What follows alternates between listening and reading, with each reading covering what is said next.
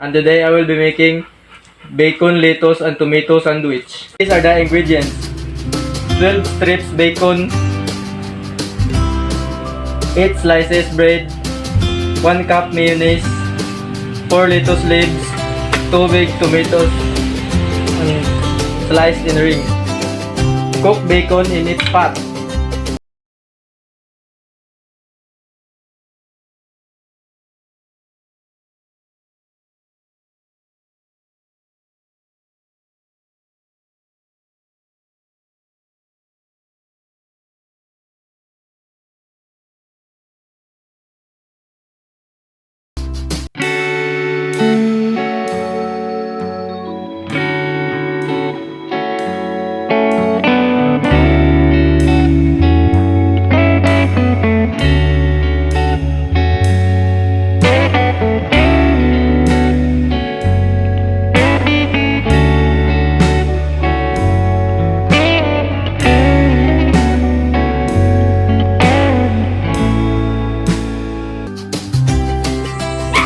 Cover the bread with the other bread, wrap and refrigerate, then serve.